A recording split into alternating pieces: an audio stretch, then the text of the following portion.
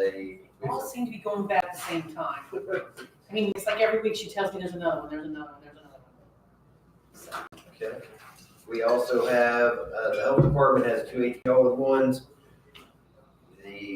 those were old that we've had in storage to as like a backup, but it's time, I mean, they told me they're not to the point where they can be a backup anymore.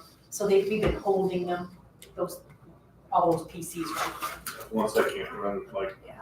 I mean, when you get to the point where your new stuff, they're beyond, it's time to get rid of them. So I've had those machines in the room.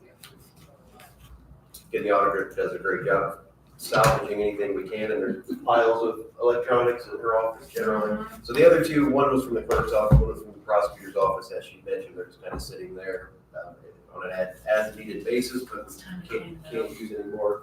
The other thing that we have are finally is 15 new keyboards and mice. This is an issue we have every time we buy new computers. They give us a new keyboard, they give us new mice, we don't need them.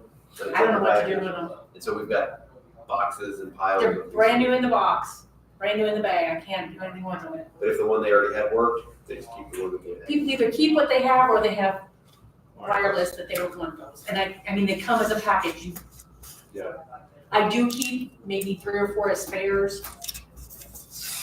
But these are in addition. I don't think they really hold any value either, because They if don't. somebody's gonna go buy one, they're gonna buy a wireless. Right. It'll come with the one that they're buying too. So if anybody in the public would want them, they can reach out to us and tell us, and we will gladly save them for them in the future and give them these if they wanted. But for now, I'd say that we declare all these items surplus. That's the motion on me. I'll second. Any other discussion? Nope. All in favor, say aye. Alright. Aye, motion carries. All right, rest of your agenda, my things are a little out of order. I just want to see what else is on the bottom of yours.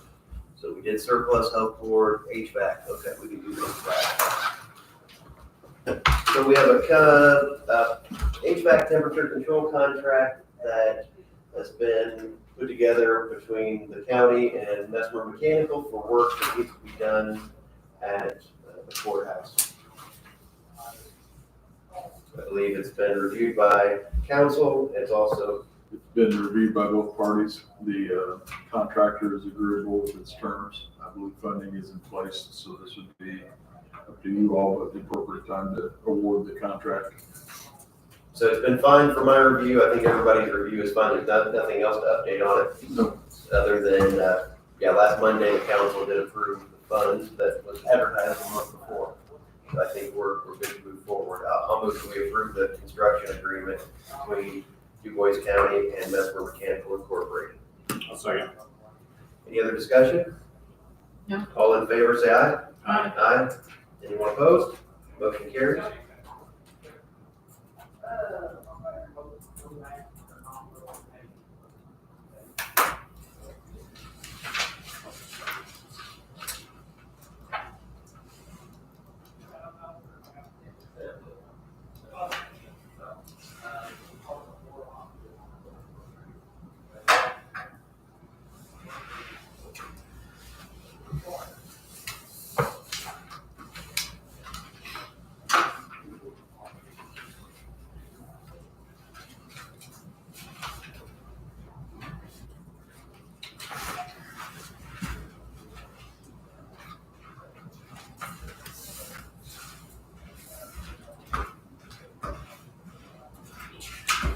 It's never a good return to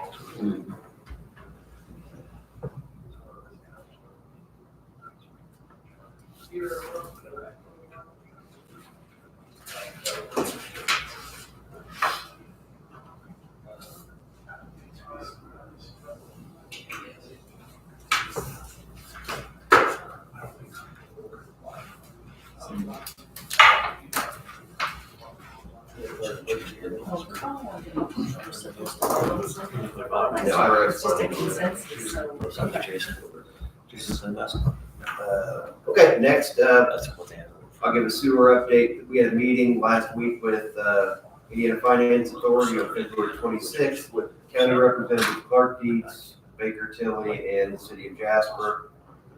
The county reaffirmed its commitment to the project, emphasizing the environmental necessity of addressing this failing septic system and our willingness to provide significant funding towards the project to help reduce the rates, to try to keep them as affordable as possible. Additionally, the city expressed their support in trying to reinforce the benefits of our regionalized partnership. The financing mechanisms were reviewed, different ways that we could pay for it, and the IFA discussed how the funding works. So one of the things that stood out to me was disadvantaged communities. Let's just say that there's multiple amounts of money that they can use. If you're a disadvantaged community, there's the largest amount of money. If you're us, there's a different pot of money. So if the people in Hayesville earn less money than they do, we would be more likely to receive grant funding or loans that we don't have to pay back. So they don't call them grants necessarily, but it's forgivable loans. So to me, after I thought about it, I think that the people up there, just because if they earn $10,000 more a year than someone in another community, that doesn't mean that they have enough money to put millions of dollars worth of infrastructure in front of their homes to get the sewage away. So I don't necessarily understand their thinking of the disadvantaged community part, but it is what it is. So they have a bucket for those people. And in some areas, a disadvantaged community would mean you have adverse health conditions in addition to the income, in addition to, there's just a wider definition of what disadvantage is, but for this purpose, it's basically you have to have 80% of the average annual median income. So we don't qualify for that. I believe even if we did a house by house survey, which is something you can do to hone in on those numbers, I still don't think that's gonna help. So they go by census tracts, and the census tracts up there aren't in that 80% AMI. So the median household income is going to be, since we don't do that, it reduces opportunities for grants for us. So for our budgeting purposes, a conservative approach would assume that we're going to be a part of the pooled funding. So they have grant money. We'll say it simply, it's not worded this. They'll give you some free money. There's money you can pay back at a subsidized rate, meaning a low interest rate, and then there's the regular pooled interest rate that they have. So let's just say it's free money, 2% interest, and 4.5% interest or something on the project. For us to be conservative on this, we would say we'll be in the worst case scenario, that we'd be in that highest amount as we move forward. We'll just kind of look at that to see if it's still a viable project. If we got no grant money and we paid the highest rate, is it still a viable project? I think those are the kind of things that we have to look at to be reasonable moving forward with the project. I asked the IFA representatives for guidance on defining what is affordable, because the whole idea is to give people sewer that they can afford to do. So it cleans up the health issue and they can afford to do it. And they respond that affordability is dependent on many factors. It varies by location, making it difficult to establish a threshold. In other words, they won't. Got a non-answer answer. Right. So then we talked further about looking into USDA funding, which we've looked at for the last 3 or 4 years, in addition to the IFA funding. So I think we should continue to review the financing options and ask Clark Dietz also to give us a design review at some point. So coming up real soon is our application again for the next round of funding. So I think what we'll do is we'll try to make the best application we can. We'll put it in and we'll see what kind of funding offer they give us. So there's just a lot of moving parts with that. Something that's really important. I think it's something we really want to do, but if something costs $20 million and it's going to service 200 locations, that ends up being very expensive per location. So it's just something we have to consider. Those are the only comments I have. Commissioner Hofstadter, do you have any comments on sewer stuff? No.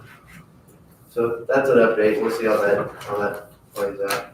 The comprehensive plan, the RFP that we approved previously, has been sent to consultants and people that do some of that work.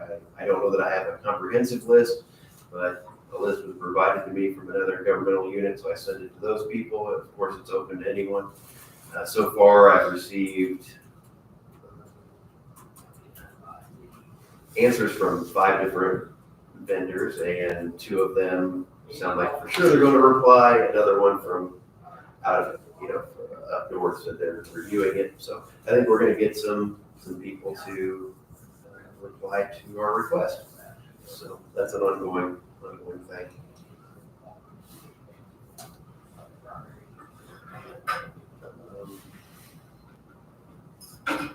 Security camera updates for the courthouse. Did you see that? I replied to that yesterday.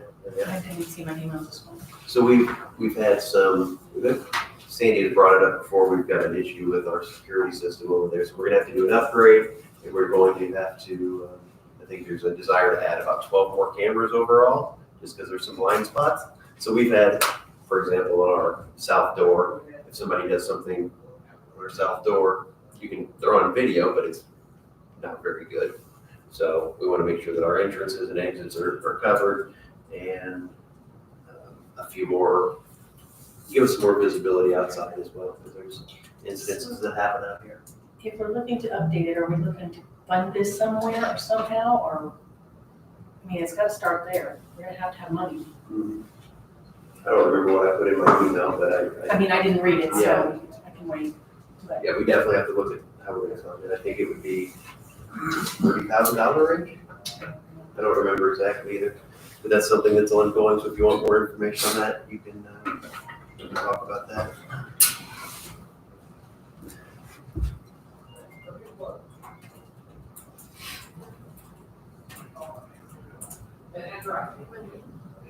As I mentioned earlier, the sheriff has given us, or told me yesterday that he does have a bond, so that'll be recorded soon, and that is the final required office to turn that in. So we have that, so that's a good thing. Another thing with the sheriff's department, we've had, and I'll just bring this up in a brief way, myself and a couple others in the county have had media people do outreach to us asking, hey, we want any investigative records you have related to the alleged misuse of commissary funds, and the county has very limited things on those because the state police are the ones that did the investigation, and the Orange County prosecutor is the one who the investigation was brought to. So we don't have a whole lot, but we do have some items. We've been in contact, we've tried to be in contact multiple times with the public access counselor just to ensure that it's always my goal to be as transparent as possible, to give 100% of the things out that we can give out. And I think having sunlight on things is always a good idea. But at this point, we haven't had an affirmative answer. So I think we talked to Luke Britt, who was the public access counselor. I think Mr. Schneider may have talked to him on a Thursday, which may have been his last day, looking at the media reports, or Tuesday was his last day. So we didn't get a clear answer. We tried getting back with him multiple times, and then we come to find out that he is no longer with the office, and there's an interim person there. So for the people in the media, we're trying to get an answer of what we can and can't do. We just want to go by whatever the rules are. So we've had a lot of media people that were interested in that. So we'll see how that goes. But I believe it's the former Attorney General, Steve Carter, is the interim person that's been put in place by Governor Braun, his administration. I don't have any other comments about that unless either of you have any comments. No. Okay. Veteran Service Office, they've had some requests for us, and I think really the only one that we've met so far is he requested some storage. We've got some storage within this building for him, so that's taken care of. But I think that's an ongoing issue. I know other veterans in the community are still working on that as well. So if you want to reach out to them and see how they're doing or what we can do for them, that'd be good. And I'm trying to work on it too.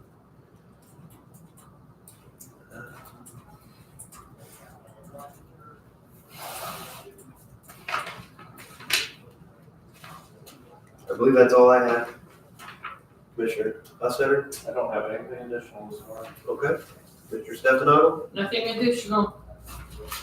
Mr. Schneider? The only thing was we were gonna discuss, I think I'm gonna hold off until the next meeting, the interlocal agreement. I know I mentioned earlier that we were talking about it with the city, the bonding, but, want to make sure we're in the right place before we do that. So I just say we wasn't brought up, but we'll table it till our next meeting. So should we have signed the plat before we had that other part? I think it's fine. It's just accepting that those roads are gonna be there and the dedications are there. Anything else? No, sir. County auditor? I don't know. Anything from the public? Thank you. Okay, I think, So that's, you laid these up here then? I did, we're just signing. Just keep them? Yeah. I believe that wraps up the meeting. Thank you. Right.